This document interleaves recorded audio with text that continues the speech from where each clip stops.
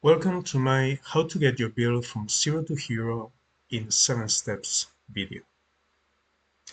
Before I start, let me tell you a little story. There is an old Chinese saying that goes more or less like this. I'm paraphrasing.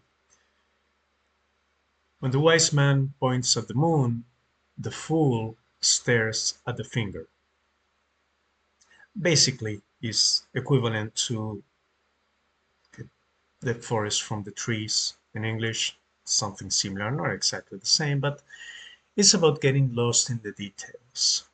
So I see many new players that try a build and they go, for example, here to the builds in the Puzzle Quest 3 build guide from the Throne of Odin.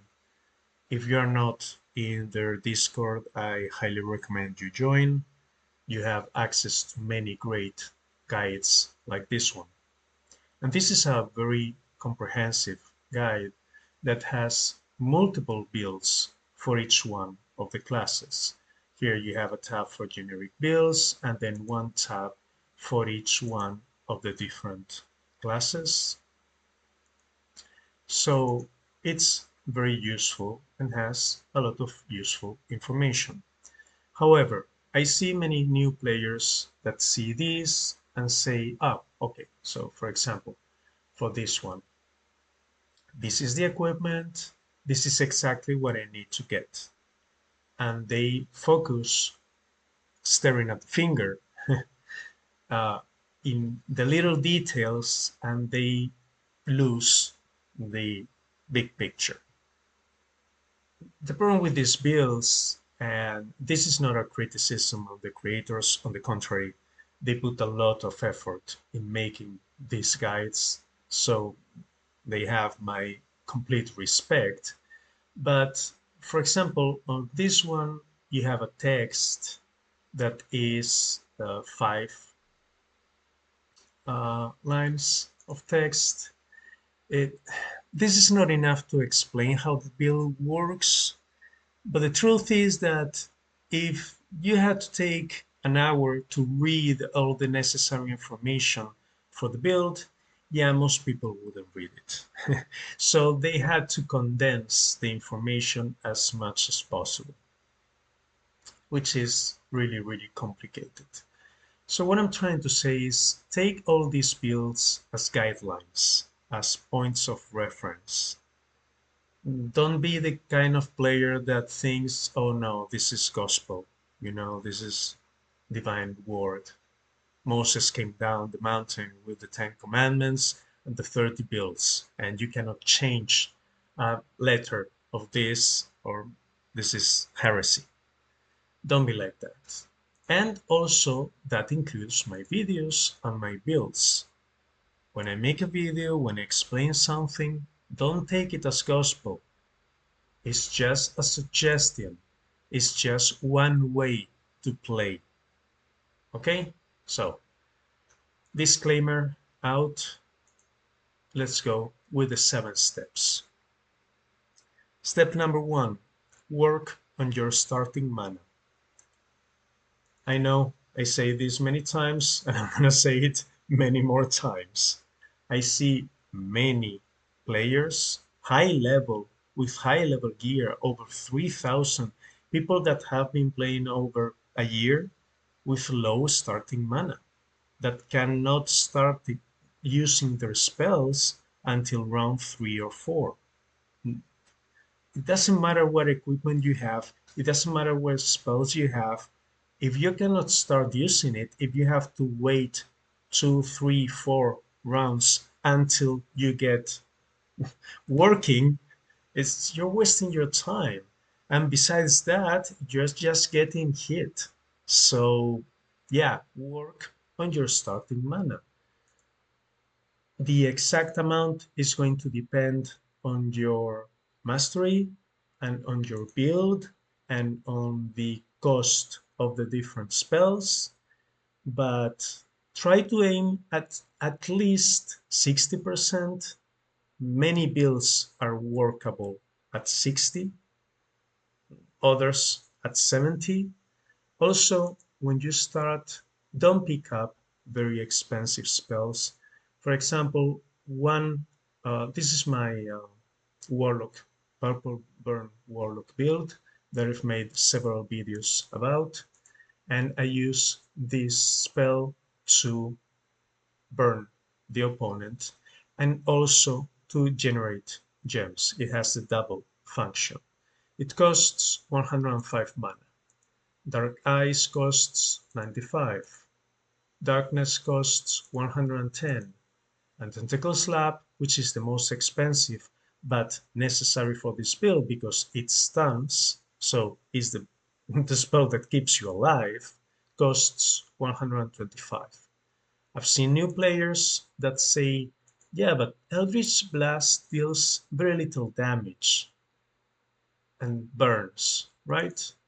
Well, on the other hand, Dark Firebolt deals a lot more damage and it also burns and it gets additional extra damage for the extra gems on the board. So I'm gonna use this one. Yes, Dark Firebolt is better in some aspects, not in the fact that Eldritch Blast generates extra gems, which is exactly what I want for the build, but I will explain that later. But the cost is 210. If you're a new player, if you have low masteries, if you have low starting mana, you're not gonna fill up this spell until round 4 or 5. So don't only look at the high numbers, and when you see builds, always look at the cost of the different spells and see if it works for you or if it's, I mean, if it's for beginners and works for you, or if you need a very high equipment and mastery level. So start with the starting mana. And I'll say it again, look for items that have starting mana of your color. Get at least one bone ring, either craft it or find it. Get 2 Dragon Guard pieces. When you start, they work wonders because they provide at mythical level plus 12 mana for each one of your spells, and prioritize this before you start working on anything else. If you don't have the starting mana, your build is not gonna work. Number 2, your gem generator spells. Again, I said this many times, but I'm gonna repeat it again because it's that important. It's a priority. You see this, and okay, this is a weird build, so it's not a good example. But with the assassin, I have a very clear example. These are the spells I use. Channel Darkness, generate gems. Darkness, generate gems. Dark Eyes, generate gems. And finally, Nightblade, which is the spell that deals damage. A lot of new players look at this and say, ah, okay, Nightblade is the spell that deals damage, therefore this is the most important spell for the build, therefore this is the first spell I need to upgrade. Well, as you can see right here, this one is at 5 stars, 5.5, 5, and only 3. Why? Because generating more gems increases the damage considerably more than upgrading Nightblade itself when you're starting. Later on, yeah, work on Nightblade, obviously. But generating more gems will also increase for you the chances to get a stunning row. You can stun some opponents, not all of them, but almost all of them, whenever you get 8 in a row, 8 gems of the same color or skulls.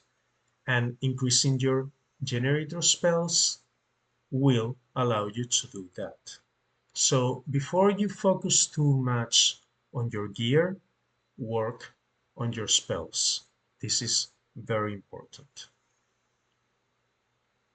So to recap, starting mana will help you get your spells working on round 2. You charge them on round 1 and then they work on round 2.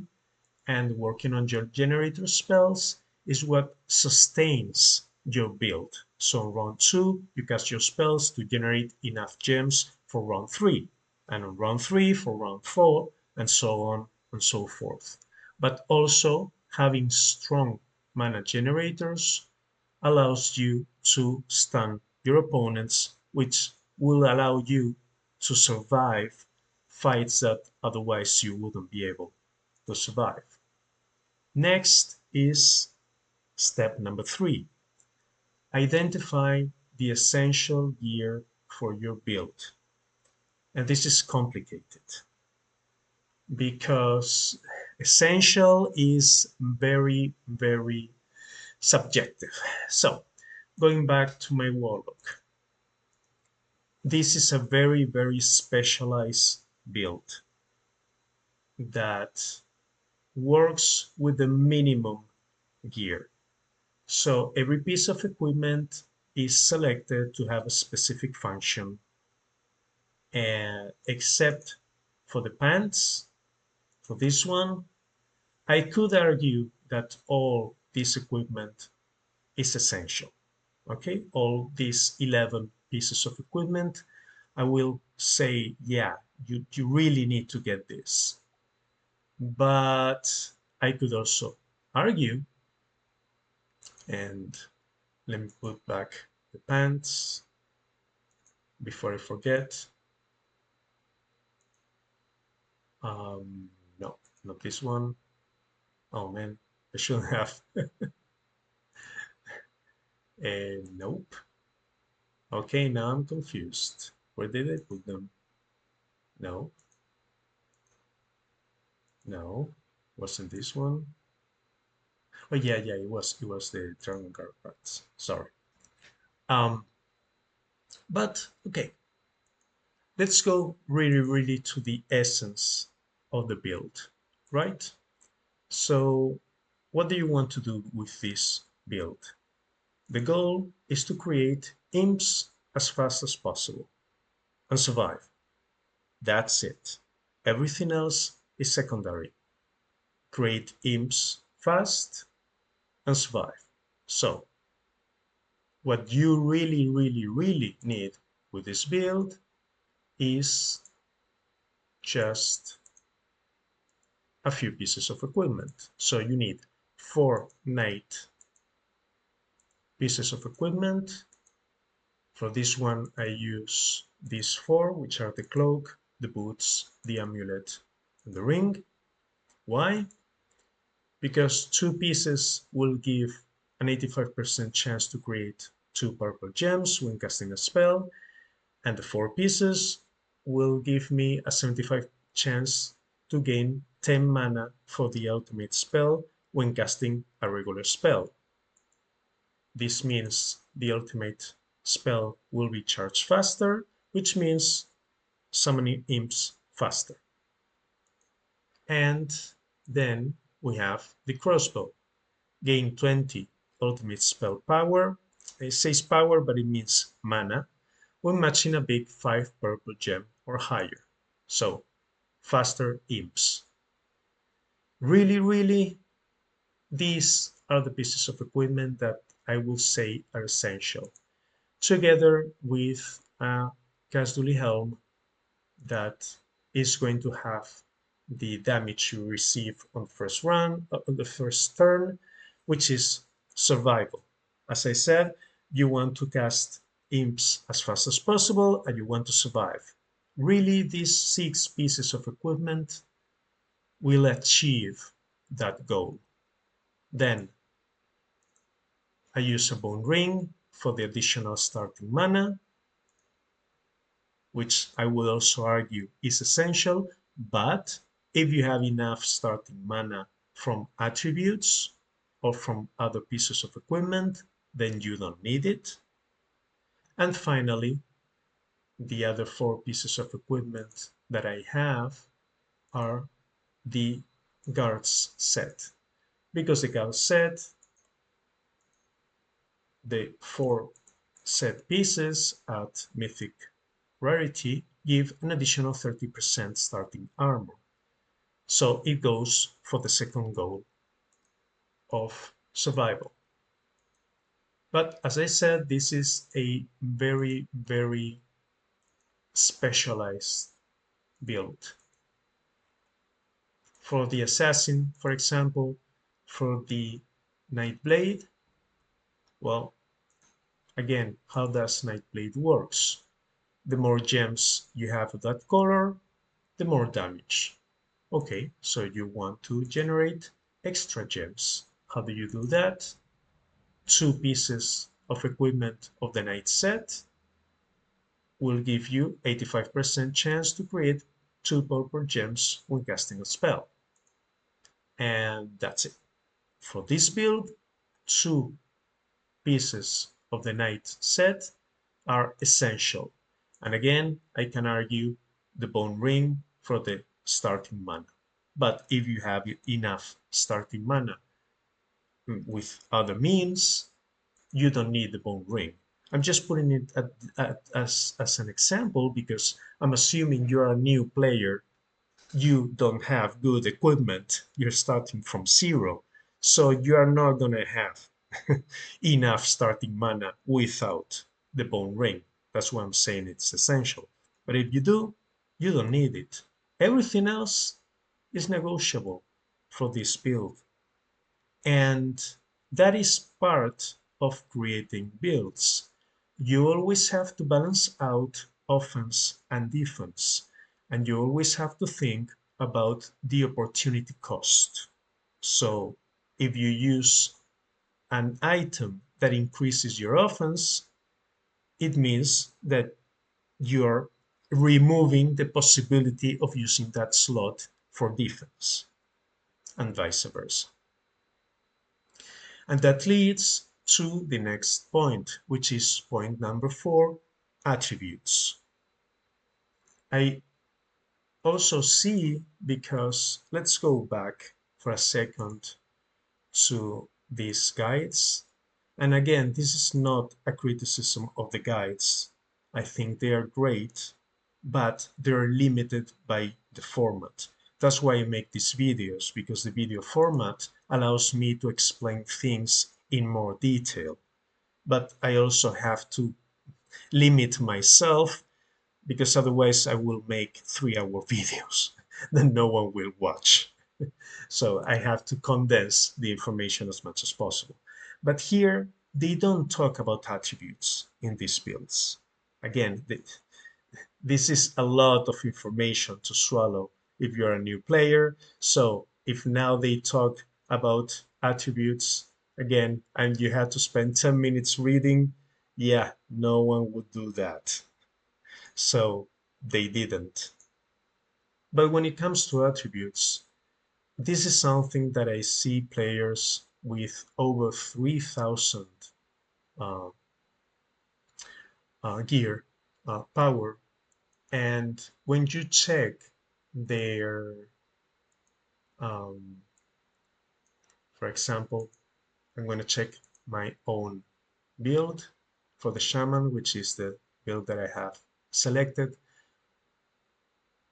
No, sorry about that. The build that I have selected is for the green one. I have to switch it to the blue. No, not this one, this one. Okay, let's do this again. When you can do this from any player, as long as they are in the chat or in your friend list or in a party or something like that. And here you can see some of the stats of that player. With this one, I have a gear score of 3,148. But if you look at my stats, they are not impressive. I have 2244 power, which is not a lot.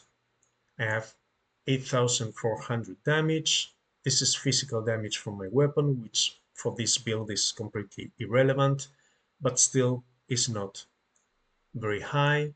My block chance and block damage reduction are very low because I had to change my shield recently, so I haven't had time to increase it. But here you can see ice damage plus 105%.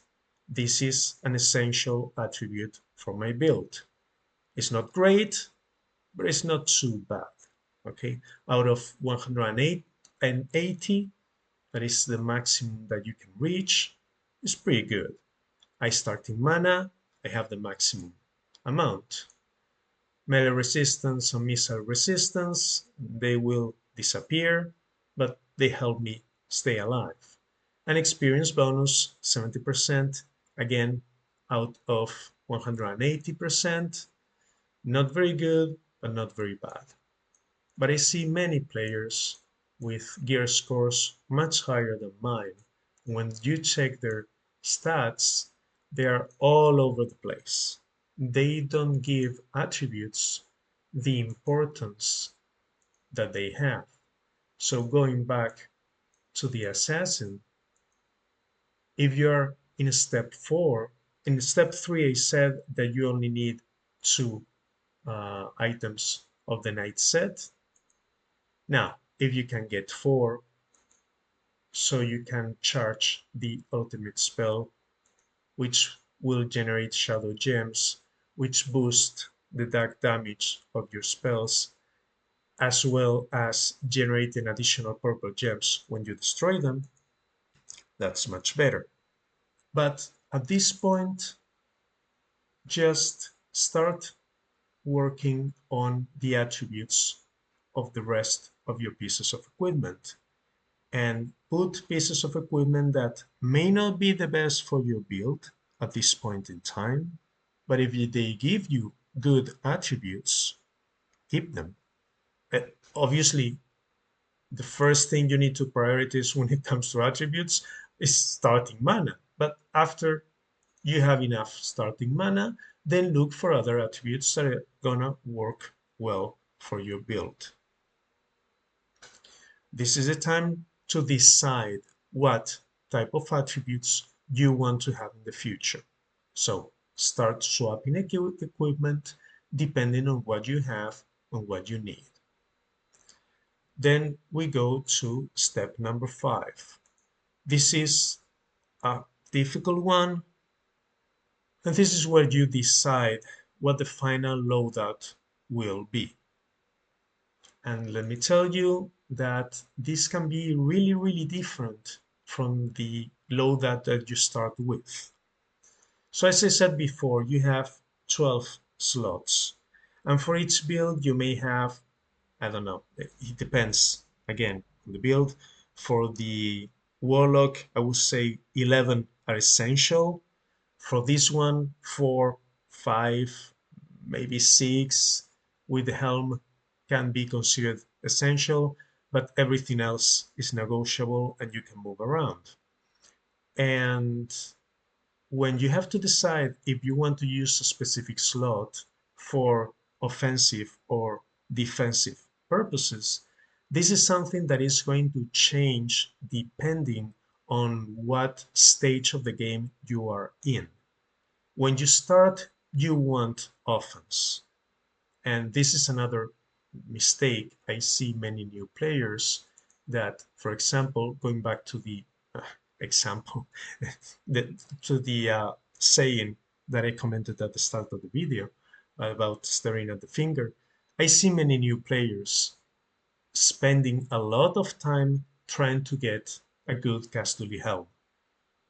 Listen, if you don't deal enough damage, let's say that you need 4 rounds to kill an enemy because you are not strong enough.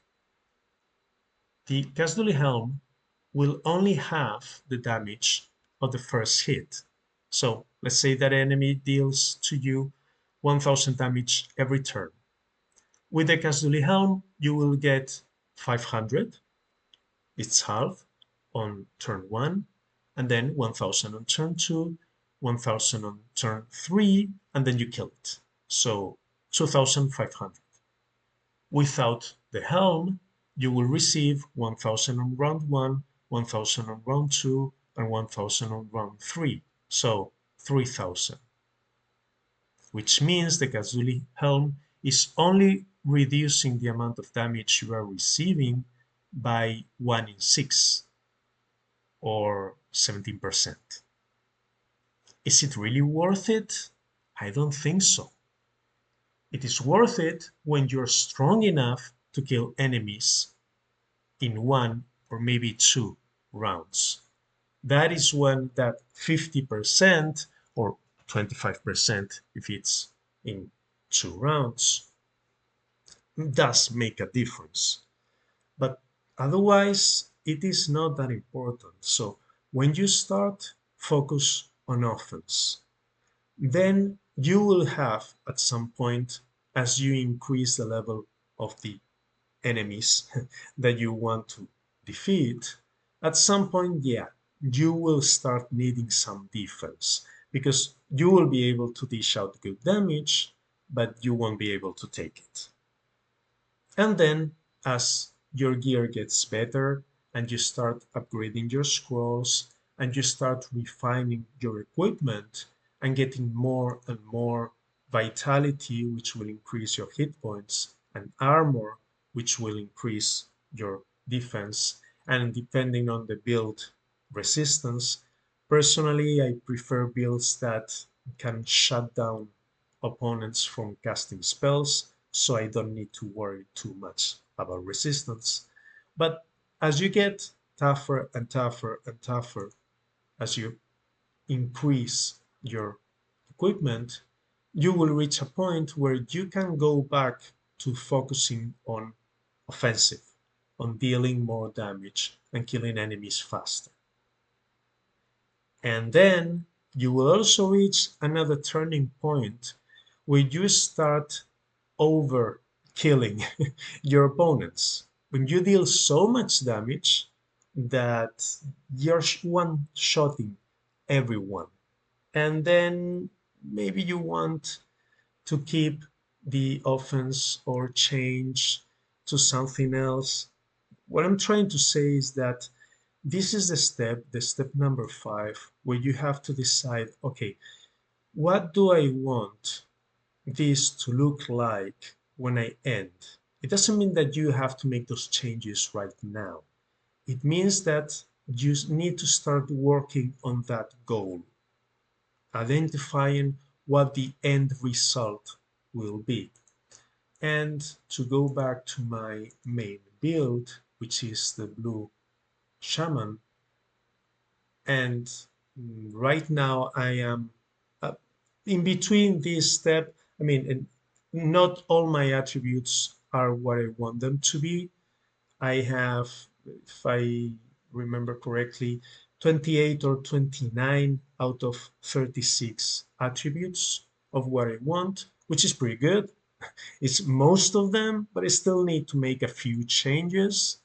And I have decided that my final loadout will be not this one, but instead using this other amulet, the Yggdrasil pendant, so I can get the suicide bonus together with the axe. This is how the end build will look like. Obviously with this one as mythical and all pieces of equipment refined and honed to maximum. And these are the spells that I will use for the end build. This is what I want. But this is not what I have right now. I use what I have right now at this moment instead, which are these pieces of equipment. And I'm still working on the attributes. But I know that at some point I won't need that much defenses. Uh, Around 2 weeks ago, I was still using the Casduli helm for defense, but I reached a point where I said, okay, I can deal with that 4% times where the enemy will get a critical hit on round one and kill me outright. More or less, it depends on the enemy, but what I'm trying to say is I'm willing to take that risk and put these pieces of equipment because I know that every time I increase one piece of equipment, I'm going to get tougher and tougher and tougher to the point where I won't need to worry about dying anymore. So I can focus on offense because I want this build to be fast. The goal for this build is to kill really, really fast. So I don't care about my defense that much. This is the point where you have to decide. Again, it doesn't mean that you have to change everything right now, but have a clear picture of, okay, this is what I want for this build.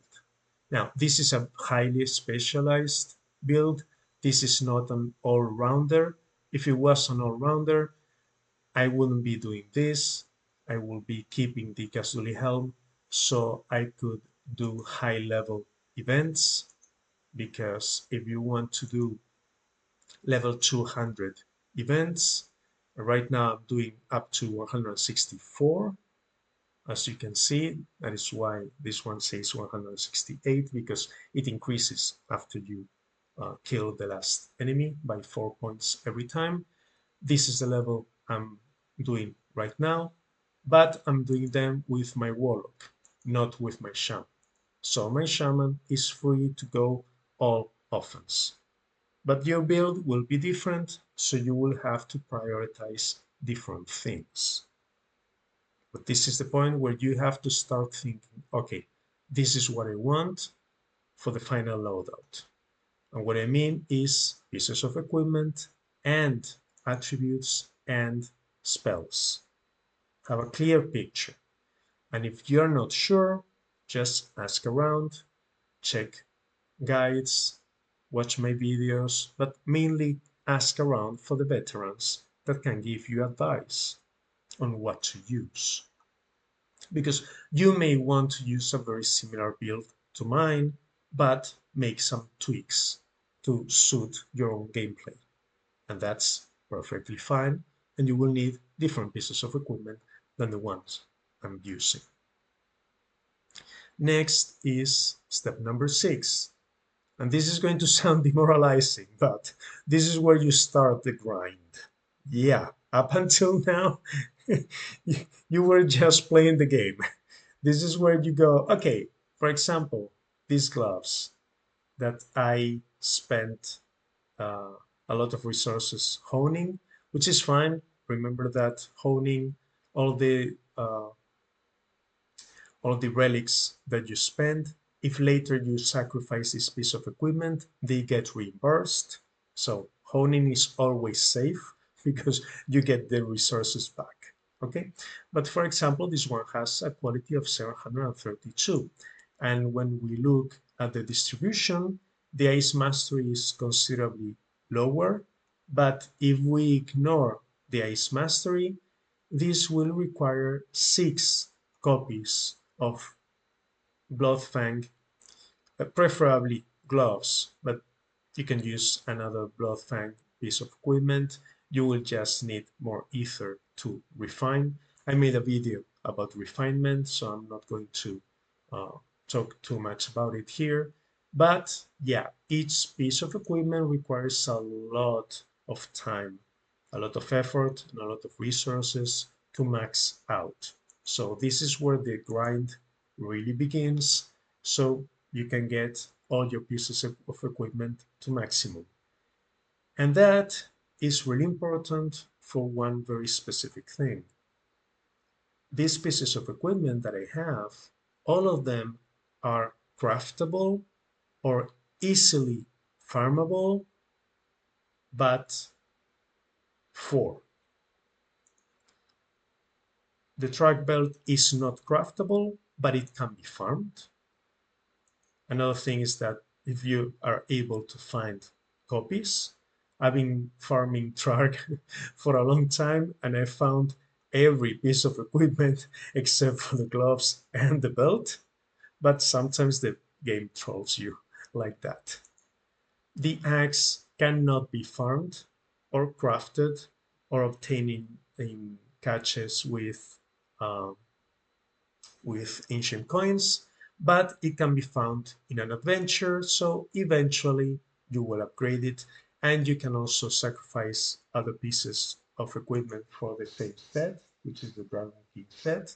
Again, they will cost you twice the mana, excuse me, the ether, but you can upgrade it like that. And finally, these two pieces of equipment, the Crown of the Fallen and the Mirror of the Forgotten, they are cache only items, so you need to spend tons of ancient coins. Upgrading these items to maximum level is going to take a long time. So if you can use cheap, I use the word cheap very, very freely, but easy to obtain pieces of equipment, you will be able to upgrade them much faster. If you choose the hard ones, yeah, it's gonna be much harder to do. Also, the game sometimes trolls you a lot. Before I was using these two pieces of equipment, I was using the Bloodfang chest piece. That is the reason why I had to make a shield when I make these changes, because before that I had the fourth piece in the chest. So a long time ago I forged, I think, no, not this one. I forged this one at a quality of 717. I think I refined this once or twice. I'm not 100% sure, but it was a pretty good piece of equipment. And it had two of the three attributes I wanted. It had power and ice damage when I crafted it. The third one, light damage, was a random roll, but whatever. And then a few days after uh, I crafted and I think upgraded it, the game gave me this one, quality 979. Yay! Sometimes the game is going to troll you like this. So it is better if you focus on upgrading and refining one piece of equipment at a time. So if you get a good drop, you are not wasting the resources you need to refine them. Or in this case, for example, although random drops from skirmish chests happen, and obviously you can find yourself with a piece of equipment, but in this case, for example, if I'm farming the Bloodfang set a lot, I can probably safely upgrade my Dragon Guard items because the chances that they drop a better one are very low, so I can spend my resources on these ones. But yeah, the grind is going to be very long and very slow, and sometimes the game will refuse to drop you the item you need, and sometimes they will drop you multiple copies of the one you were using, and you will waste a lot of time. But it is what it is. It's random. And finally, on step number 7 is make the high level adjustments. As I said, and on step 5, you want to have a clear picture of what the final loadout is going to look like. But you don't have to make those changes at that point. Step number 7 is when you make those changes. And one of the reasons is that this game is a live service. Every 3 months, a new season is released, new items are released, new spells are released, and what you thought in step number 5, okay, this is the final picture, this is my end goal may change because a new spell is released that is better for your build, and now you make those adjustments. And also, sometimes certain builds can be uh, changed depending on how strong and how tough you are. Let's go back to the assassin. This build, as I explained in the video they made about it, is very good. It's very solid. Nightblade is a great spell that deals a ton of damage if you can generate enough purple gems. But at some point, and I think if you've seen my video about the assassin, I think with these uh, levels, I can completely flood the board.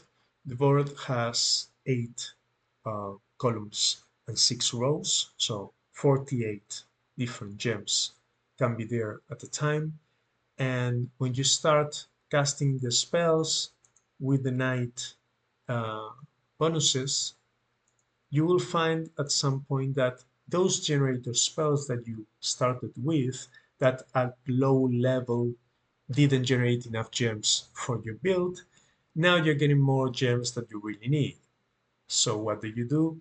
Well, for example, in this case, you can replace Dark Eyes with Den of Nightmares, which will give you a second spell that deals damage. So you considerably increase your killing efficiency and your speed, because now instead of being able to cast one damaging spell per turn, now you can do two. And this one deals extra damage for each negative status effect on the enemy. So if you keep Darkness, that has a chance to blind, and if you keep Channel Darkness, that has a chance to hex, and you use a Shield of Anthrite that has a 50% chance to inflict an enemy with a random negative status effect, well, if all three proc, then the Night of Nightmares is going to deal an additional 75 extra damage. So you're basically doubling your killing speed by changing one spell. But I wouldn't recommend you start with a configuration like this. For example, uh, yeah, 125, 135, and 110. So it would look like this, and then this. So you keep the most expensive one on the left and the cheapest one on the right. I wouldn't recommend you start with this because probably if your darkness and channel darkness spells are very low level, you're not going to generate enough gems. So you will find that, yeah, this is not enough. But as as your build goes up and you get better stuff, yeah, you can do this. You can maybe even add a third damaging spell like an Erwin Strike. And this one can also create purple gems. So you could use this one. I haven't checked the cost. Yeah, 170, which is actually a lot. And in order to make that work, you will need a helmet that I currently don't have. Um, no, I can't remember right now the name, but there is a helmet that gives a chance to inflict terror on the opponent. And that will work very well because, again, if the enemy has terror, this spell deals damage and generates purple gems. And also Den of Nightmares will get an additional damage, and so on and so forth. So again, builds evolve, they change over time, they can get better. And the same happens with your equipment. For example, let me go back to my original configuration. I don't want to forget about it later, although I don't use this build, but I can use it for another video example. So let's go back to my green physical build. This is a green build that deals damage with skulls. It has two generators, some water, and channel poison. It has one utility spell that drains the enemy mana and increases critical hit chance and critical hit damage. And then it has a spell that deals a little bit of poison damage, which is not really required for this build, but generates skull gems. Now, for physical builds, you need critical hit chance. And when you start, your critical hit chance is going to be really, really low.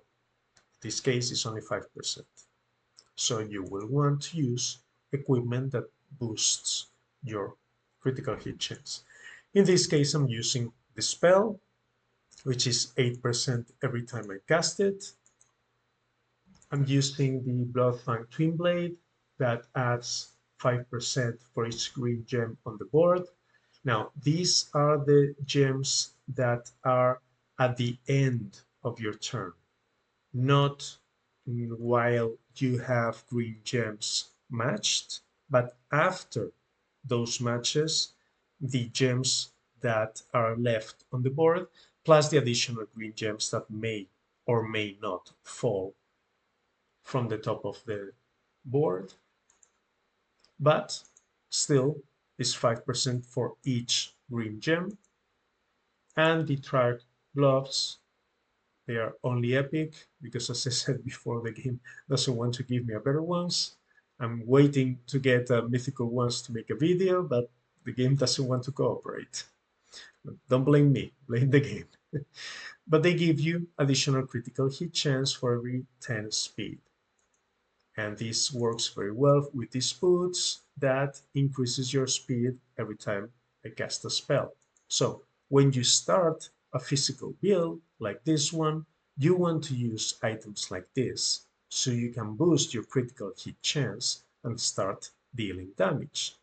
But later on, when you get enough critical hit chance from your equipment that you no longer need these gloves or the weapon, or even the boots, although the speed from the boots can be useful for other reasons, and you want to swap it with something else, well, these are the high level adjustments that I was talking about. You may find yourself in a situation where you say, okay, what I needed before to get to this point is not what I need to progress from here on. It's time to change it. As I said in step number 5, you should have a clear picture of what this end game is going to look like, but you may change your mind. You may find new spells or new pieces of equipment that can replace it. And sometimes, well, in this case, for example, yeah, you could go for the runic wristbands and say, yeah, I want more critical hit damage, which is an excellent endgame piece of equipment. But before the endgame is completely useless because if you don't have enough critical hit chance, your critical hit damage may be 1,000%, but if your hit chance is 5%, yeah, it's completely wasted. And also, if you don't have high mastery, the power is really, really low. So, yeah, be flexible. Don't get married to a specific state of the build and say, yeah, this is what I have right now, and this is what I'm going to have after a year. Be flexible to make those adjustments to whatever you need. Now, this is a long video and this is a long way to get your build. If you were thinking that this video was a shortcut, I'm sorry about that. No, this game is very, very grindy. But for example, as I said, for my shaman, I did this build in 3 months. Yeah, it was a lot of work, but right now is in an excellent position. So I don't really care if I would say that this one, as I said, is between, I mean, I still have a few attributes I need to change, but yeah, I'm 80% there, more or less. The final loadout is decided. I only need to swap one item, as I said. So 11 out of 12. Yeah, that's pretty good. And I'm in the start the grind or step number 6 situation. Although, unless new pieces of equipment are released that really, really change it, for this build, I won't need any high level adjustments, but who knows? But even if I stop working on it, this build is at the point that it works. It achieves its purpose. So I can start working on different builds because this one is giving me what I want from it. But again, this is a specialized build that I want for a few things. If you want an all-round build, you will need to get it to a higher level because with this one, I cannot do high-level events, period. This build is made for speed, but is not tough enough to survive the high-level spells. Also, with this build, I cannot kill. And let me see if I can enter. Okay, with this build, I cannot kill the dragon. I can deal the required damage, which is 1,135,350. This is the tier 20, which is the maximum tier dragon. And this is the amount of damage I need to get in order to receive the individual daily uh, rewards from it. So yeah, with this build, I can deal this damage easily. If I am unlucky and I cannot get it with one attack, I can get it with two. And there are strong enough uh, players in my kingdom, so I don't need to kill the dragon by myself. I can just do my individual attack and get those bonuses, and that's it. But yeah, it depends on exactly what do you want from your build. These steps are going to take longer. But always remember that you can have multiple builds, you can swap, you can try different things. You don't have to bring a build to completion. Just don't fall into the sunken cost fallacy of, oh no, but if I abandon it for a different one and I spend 3 months on this build, those are 3 months that I wasted. No, you didn't waste them. You learned a lot about the game, and with that build, you were able to grind and farm equipment that can help you on a different one to grow up much faster than if you didn't spend that time or just continue with it. And that's it. I know it's a lot of information, and as I said, this is not a shortcut. Video is not a magic wand that, oh yeah, do this, and in 1 month you're gonna have a maxed out build and be number one in the leaderboards. It doesn't work like that.